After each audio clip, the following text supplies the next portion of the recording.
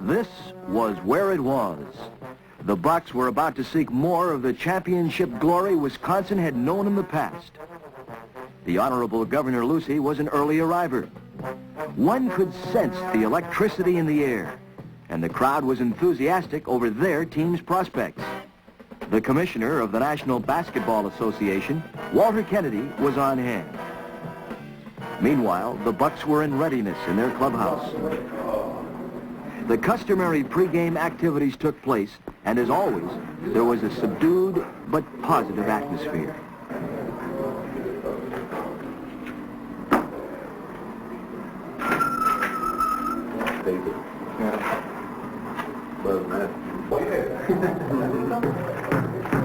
The Big O knew that he had to show the way, and did to start the Bucks rolling in Game 1.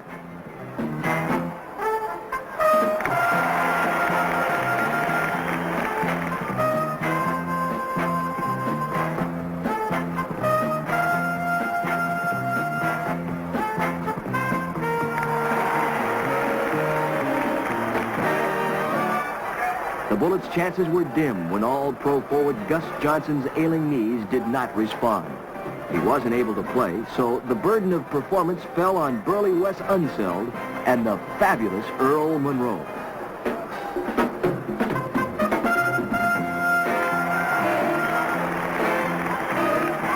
Al Cindor got in first quarter foul trouble and sat down. But Dandridge filled the void nicely.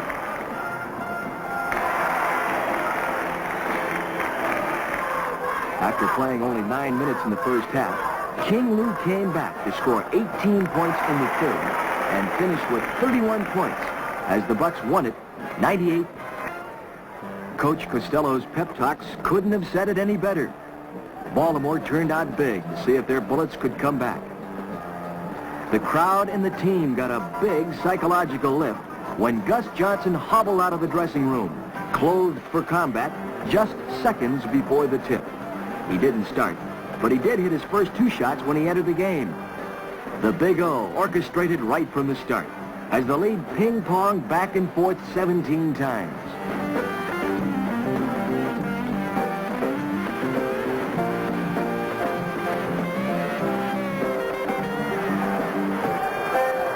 Lou and Oscar were tough as always and totaled 49 points, 30 rebounds, and 12 assists between them. The Bucks 102, Baltimore 83. Let's go home for game number 3. A determined Baltimore bunch did everything they could in this one to get a win.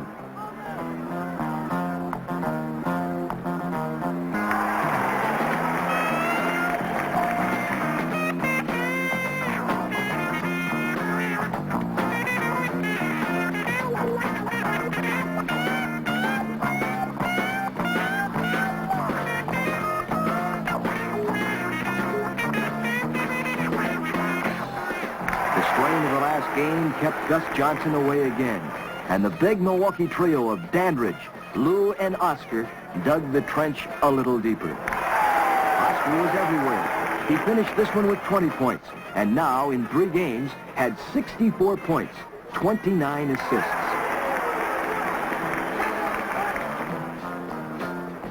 It seemed he was making a habit of humiliating Baltimore's guards,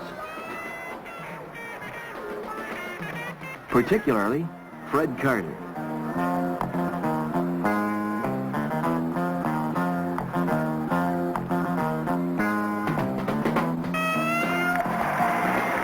Although the Pearl didn't have one of his big nights, he still put on a fabulous show.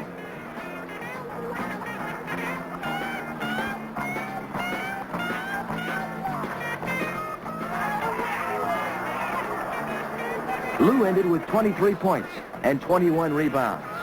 And the Greyhound was high scorer with 29 points. The Bucks win it 107-99.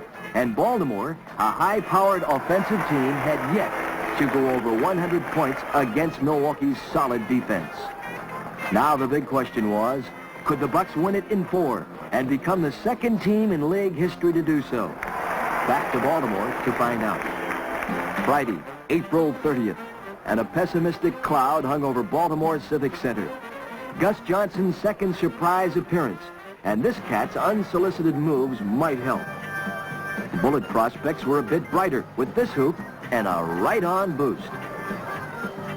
But they couldn't stop the Big O as he continued to taunt Fred Carter.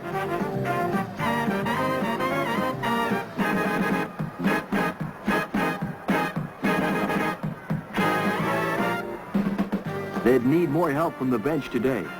O had a day hitting 11 of 15 floor shots, 8 of 9 free throws, had 9 assists, and drained the hopes of this crowd.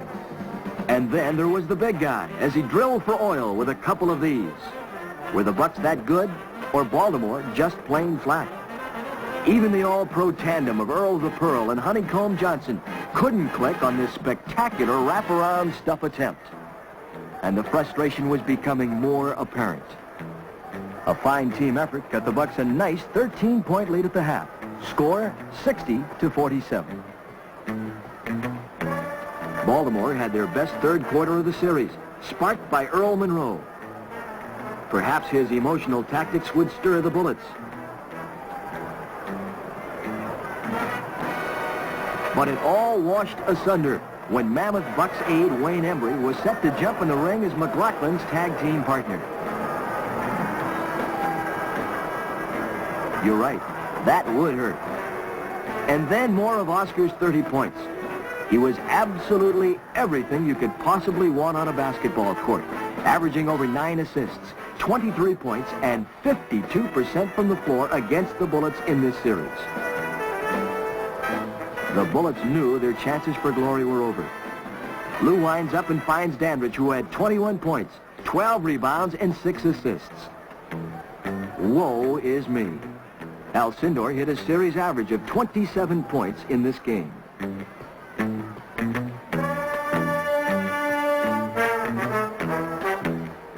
And Mr. Enthusiasm still won't quit. But it's too late. The Bucks were heading down the stretch. As the playoffs' most valuable player, the King showed why, shooting over 61% and averaging more than 18 rebounds a game against the Bullets. Three off the rim, Kelly gets it back, 2-1, he hits it, it's over! It's over!